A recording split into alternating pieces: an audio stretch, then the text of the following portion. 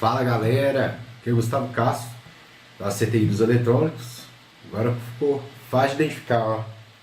Uniformezinho novo da empresa. Ficou maneiro, hein? O modelo também ajuda, né? Tô brincando, mas vamos lá. Hoje eu tô aqui para falar um pouquinho. Tô aqui com a carcaça dele aqui, né? Que um notebookzinho aqui da HP, né? Isso aqui é o HP Pavilion, né? Modelo 11 tracinho N022BR, né? O X360, tá?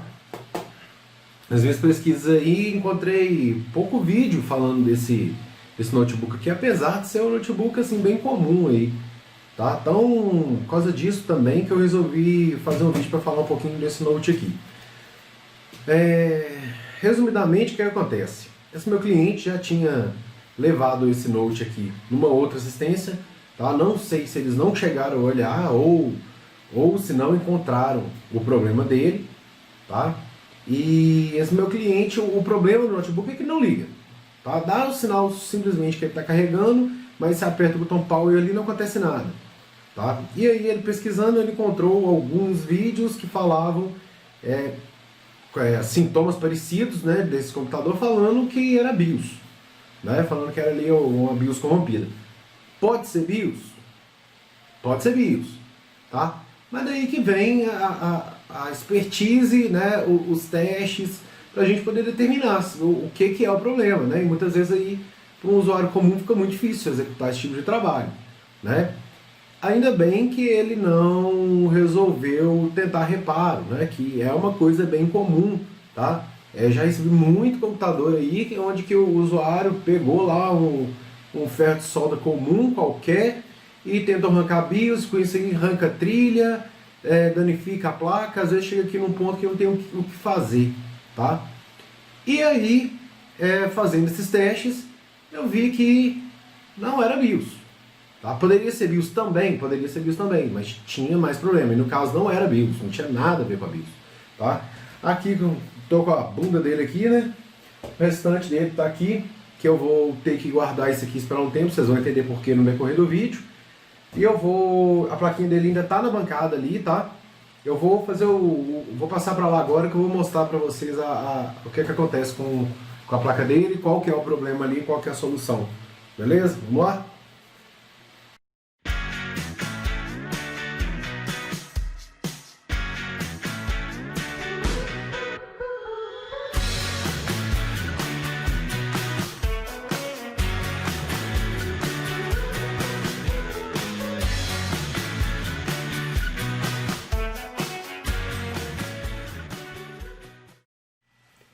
Bom, então vamos lá, galera. Aqui na bancada, não repara a bagunça não, tá? Mas, conforme eu vi aí um colega de profissão aí falando, que bancada arrumada é falta de serviço. Porque ele não deixa de ter alguma verdade disso aí, viu, galera? Porque não adianta.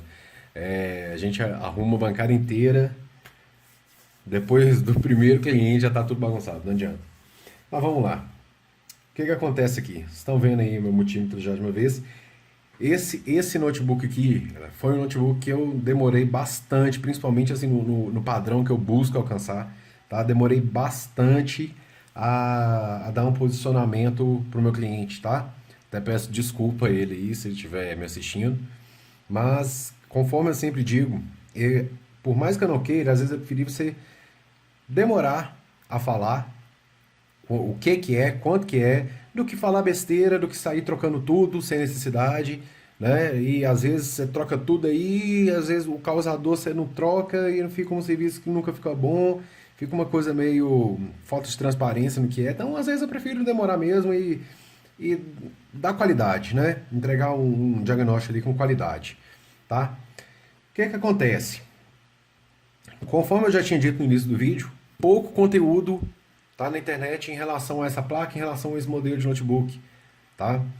Quanto menos material de apoio que a gente tem, mais difícil fica o trabalho, tá? Visitando os fóruns aí, né, de técnicos, cheguei até a trocar uma ideia com o pessoal, vi muita coisa e vi muita gente dizendo, aliás, desculpa, Até o esquema elétrico dessa placa é difícil de encontrar, tá? Encontrei aí alguns técnicos falando com outros técnicos que essa placa aqui compartilhava o mesmo esquema elétrico de um outro modelo, tá? Da mesma fabricante e tudo mais. E cheguei começar a fazer testes aqui baseado nesse esquema elétrico. Para quem não sabe, o esquema elétrico é o documento aí que a fabricante libera, tá? Que tem todas as informações das placas. E tentando trabalhar baseando nesse documento, não estava encontrando nenhuma tensão, só encontrava tensão de 19 volts aqui na entrada, tá? Que é a tensão inicial. Né? Não encontrava nada e nada batia com nada, e nisso aí eu perdi muito tempo, tá? Até que eu cheguei à conclusão que o esquema, apesar de muita gente falar que era compatível, não era compatível, tá? O esquema dessa placa tem que ser exatamente o esquema dessa placa, tá? De acordo aqui com a serigrafia dela. Depois que eu baixei, que eu consegui localizar o esquema correto dessa placa, eu descobri, analisando o documento, que eu jamais acharia qualquer tensão nela. Por quê? Porque toda tensão é distribuído somente depois que passa pela bateria. Tá? Então, sem essa bateria conectada aqui, nada de achar tensão, tá? E apesar de ser uma coisa que você pensa, para quem tem um pouco de experiência, você pensa, não, mas isso aí estava fácil de matar. Não é, tá? Vi muita gente aí na internet, muito técnico aí, pelos dizeres dele aí, caindo na mesma bobagem que eu tava caindo, tá? Procurando tensão sem a bateria estar conectada, ou sem fazer o jumper aqui também, né? Que aí eu acho mais complicado, tendo a bateria em mãos, é preferível você conectar ele aqui e fazer os testes, tá? Depois que eu conectei essa bateria aqui e conectei aqui ela no 19 volts, carregando normal, ok, passei a encontrar, tá? Se eu não me engano, 11 volts aqui nessa bobina, que é a bobina de carregamento.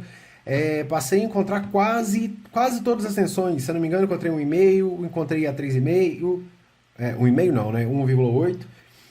Encontrei quase todas as tensões, tá? Exceto as tensões aqui do processador, tá? Foi a primeira coisa que me chamou a atenção, tá? Então aqui, sem tensão. Ok, eu não vou demonstrar isso aqui, que eu acho que não tem necessidade, tá? Outra coisa que, a partir do momento que eu comecei a achar as tensões aqui, que me chamou muita atenção, a BIOS, tá? Na BIOS aqui, olha, geralmente se tem, ela é uma BIOS de 1.8, tá? Geralmente, ela vai mostrar a tensão aqui em 1 ou 2 pads, é o que é mais comum de se encontrar. Com exceção de um, que era o Terra, ela estava me mostrando tensão em todos os outros pads, tá? O que é estranhíssimo. Então, segunda coisa estranha que eu encontrei nessa placa. Pensei que poderia ser o chip danificado, tá? Justificaria. Já encontrei situações assim. Com uma estação de solda, eu removi essa BIOS e conferi diretamente nos pads. E não. Todos os pads ali com tensão, tá? Exceto um. Mesma coisa, então descarta ser chip. Tá? Mas aí existe um causador dando essas tensões aqui de forma incorreta. Tá? Então é outra coisa que tem que achar. Que teria que achar. Né? Então, outra coisa que foi só para ter certeza. Né? Eu vou até mostrar aqui. Ó, vou pegar meu multímetro aqui. Vou colocar aqui na escala de continuidade. Tá? A famosa escala do BIP. Eu já coloquei um perninho aqui aterrado, pode ser em qualquer canto negativo aí da placa. Vou ver se eu consigo colocar aqui, só para ficar claro. Ficou. A ponta vermelha, o que eu tive que... Ah, não, aliás, esquece. Coloquei aqui, aterrei, né? Vim aqui na bobina. Quem tem um pouquinho de experiência aí sabe que não pode fechar o sistema, né? E aqui? Tá dando para escutar aí, tá dando para ver no time também, né? Olha, temos um curto. Aqui, olha, claríssimo, ó. Aqui não poderia apitar, ó. Todos esses transistores aqui, nessas bobinas do processador em curto, ó. Total. Curto forte ainda, olha. Os diodos aqui também. Todo esse sistema aqui está comprometido. O que justificaria o problema aqui na BIOS, tá? Que um aqui está ligado ao outro, né? Então, aqui, ó, em outras bobinas não temos curto, ó, tá? Então, o que que acontece aqui? Eu já tinha praticamente a certeza. Quando existe um curto muito grande aqui, essa placa entra num estado de proteção, tá? E aí vai zerar aqui as minhas bobinas, tá? Para ter ainda mais certeza ainda que o problema realmente estava no processador e não em um capacitor, por exemplo, aqui debaixo dele, eu não vou virar para não correr o risco de soltar aqui, mas aqui debaixo é repleto de capacitor. Esse problema poderia estar sendo causado por um capacitor em curto, tá? Então eu precisava de ter essa certeza ainda. E aqui, como vocês podem ver, processador soldado na placa, né? Eu odeio isso aqui, cara. Mas enfim, é isso aí que a indústria está entregando pra gente. Então o que é que acontece? Para ter certeza, eu teria que usar aqui a técnica mais viável que para mim é a técnica do componente esquentar e eu poder colocar a mão nele e sentir, né? Mas não tem energia passando aqui. Então, como é que a gente pode fazer esse teste aí? Como vocês podem observar no vídeo, ó, soldei, não sei se dá pra ver, vou ver se eu consigo mostrar aqui direitinho, ó. Dar um zoom aqui. Soldei aqui, ó, um fiozinho aqui direto na bobina, tá? Liguei meu positivo ali. Aqui é a minha fonte de bancada, tá? A minha fonte de bancada. Coloquei inicialmente 1 volt, tá? Vou ligar a minha fonte aqui. Aqui ela já tá no máximo lá, ó.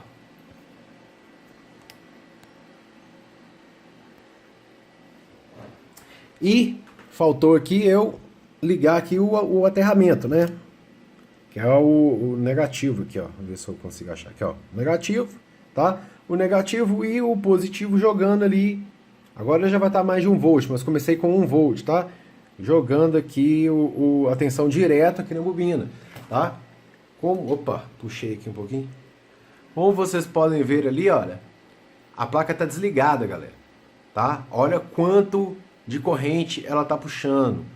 Tá puxando quase 2 amperes, tá? E detalhe, né? Apenas 2 volts, tá bom? Esse número ali deveria estar próximo a 0 a corrente, ou 0 mesmo, a placa está desligada. Isso aqui indica o quê? Confirma, né? Todo o curto que eu encontrei e mostra que o curto ali está grande. Se eu tentar aumentar a minha corrente ali, a minha voltagem, aliás, ele vai cortar a minha voltagem, porque a quantidade de corrente já está muito alta, tá? Então aí o sistema de proteção da minha fonte, da fonte de bancada, ela vai limitar, tá? Então isso aqui só vem a confirmar. E aí o que que acontece? Vamos voltar aqui, vou ajustar aqui o foco. Se eu estiver falando muito depressa, me perdoem. Voltando aqui a esse caso aqui, o que que acontece? Já foi suficiente aqui para esquentar, tá? E está esquentando o meu processador inteiro, tá? E não apenas algum capacitor. Se fosse algum capacitor aqui perto ou lá por baixo da placa, em curto, ele esquentaria muito e ficaria simples localizar que seria um capacitor, mas aqui não. Aqui eu tenho um aquecimento geral aqui, exagerado nesse processador aqui, tá? Então aqui fica aí de forma clara esse diagnóstico que o problema tá aqui nesse processador, tá? Vou desligar minha fonte aqui. O que que acontece? Vou dar um zoom aqui. Eu estava, inclusive, explicando isso aqui para o meu cliente, que para uma pessoa leiga às vezes não imagina, né? Isso aqui é um processador colado na placa, né? Ele é soldado aqui na placa, ele não solta, né? Então, para fazer a substituição disso aqui, é uma solda é uma técnica, é uma solda SMD, né? A solda fica aqui entre o processador e a placa. Aqui por baixo tem centenas de esferas, tá? De esferinhas, que é isso aqui, ó. Aqui são esferinhas de substituição, ó. Aqui por baixo dela. É mais ou menos isso aqui, ó. Não sei se está dando para ver aqui, ó. Aí, ó. Agora deu para ver legal. São esferinhas metálicas que é soldado aqui na placa.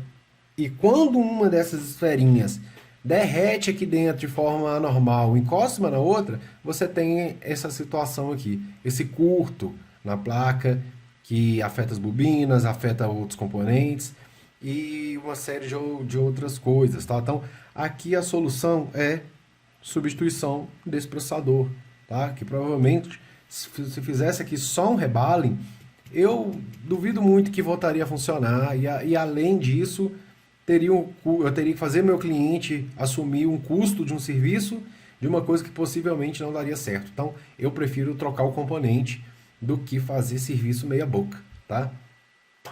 Aí aqui, como eu já previa, pesquisei quanto que tá esse processador aqui no Brasil, um valor absurdo, tá? Muito caro mesmo e pouca oferta, tá? O que justifica o preço caro, né? Então, eu passei um orçamento para o meu cliente com um valor contando com essa peça aqui no Brasil e vou desligar aqui no multímetro e encontrei essa peça no fornecedor que eu tenho lá da China, tá? Num preço bem legal, tá? Com o problema de ter que esperar, né? Faz parte, contar aí com o bom serviço dos Correios para entregar pra gente. E aí meu cliente acabou aprovando fiquei muito feliz até que ele aprovou que o orçamento trazendo a peça da China, tá? Então aqui agora o reparo é colocar isso aqui numa máquina, né? Para fazer o rebaling de um novo processador, ou fazer ali com muito talento e a estação de solda, tá? Dissoldando isso aqui e colocando, limpando, né? Fazendo toda a limpeza, criando as esferas de novo aí no novo chip, colocando aqui por cima e ar quente aqui e ressoldar esse chip. Provavelmente essa placa aqui vai estar nova, tá? Então fica aí, galera, a dica, né?